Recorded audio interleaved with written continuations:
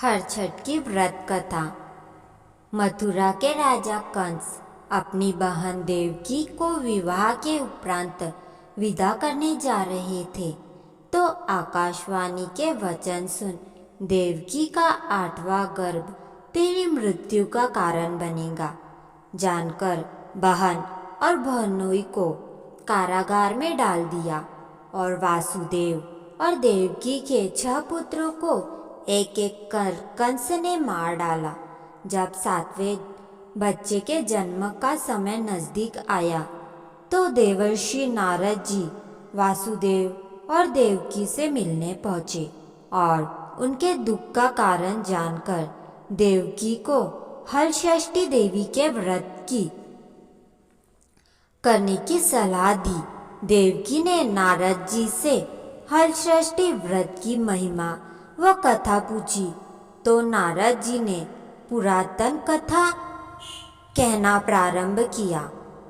चंद्रव्रत नाम का एक राजा हुआ करता था, जिसको एक पुत्र था। राजा ने राहगीरों के लिए एक तालाब खुदवाया, किंतु उसमें जल न रहा। वह तालाब सूख गया। राहगीर उस रास्ते से गुजरते और सूखे तालाब को देखकर राजा को गाली देते थे। इस खबर को सुनकर राजा दुखी हुआ।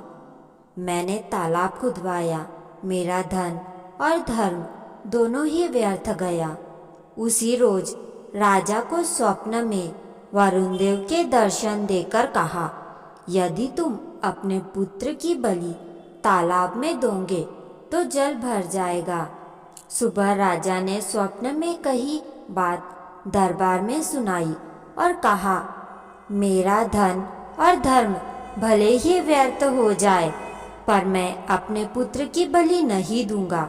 यह बात लोगों से तो सुनी राजकुमार तक पहुंच गई, तो वह सोचने लगा कि यदि मेरी बलि से पानी आ जाएगा तो इसमें हर्ज ही क्या है। यह सोचकर राजकुमार अपनी बलि देने तालाब में बैठ गया। तब तालाब में पानी से तालाब लबालब भर गया। जल में जीव जंतुओं से तालाब परिपूर्ण हो गया। एकलौते पुत्र की बलि होने से राजा दुखी होकर वन में चला गया। वहाँ 5 स्त्रियां व्रत कर रही थी, जिसे देखकर राजा ने कौन सा व्रत है और क्यों कर रही हो पूछने पर स्त्रियों ने हलछठी व्रत की संपूर्ण विधि विधान बतलाई। उसे सुनकर राजा वापस नगर को आया और अपनी रानियों के साथ उस व्रत को किया। व्रत के प्रभाव से राजपुत्र तालाब से जीवित बाहर निकल आया। राजा परिवार सहित हलषष्ठी माता की जय जयकार कर सुखपूर्वक निवास करने लगे। जब नारद जी ने देवकी से हलषष्ठी व्रत की अन्य कथा कहना शुरू किया तो उज्जैन नगरी में 2 सौतन रहती थी। एक का नाम था रेवती और दूसरी का नाम था मानवती। रेवती की कोई संतान न थी, जबकि मानवती के 2 पुत्र थे। रेवती अपने सौतन के बच्चों को देखकर उसे सौतैया डाह से जलती रहती। उसके पुत्रों को मारने के जतन ढूंढती थी। एक दिन उन्होंने मानवती के बुलाकर कहा कि बहन, आज तुम्हारे मायके से कुछ राहगीर मुझे मिले थे। उन्होंने बताया कि तुम्हारे पिताजी बीमार हैं और तुम्हें देखना चाहते हैं। पिता की बीमारी को सुनकर मानवती दुखी हुई। रेवती कहने लगी कि बहन, तुम शीघ्र अपने पिता से मिलने चली जा। तुम्हारे आने तक मैं बच्चों का ध्यान रखूंगी। सौत के बात को सच मानकर अपने पुत्रों को रेवती के हाथों सुरक्षित देकर मानवती पिता से मिलने मायके चली गई। जब रेवती बच्चों को मारने का अच्छा मौका जानकर उन बच्चों को मारकर जंगल में फेंक दिया। इधर मानवती जब मायके पहुंची तो पिता को स्वस्थ देख पिता से उनकी सौत की कही बातों को कह सकुशल क्षेम पूछती।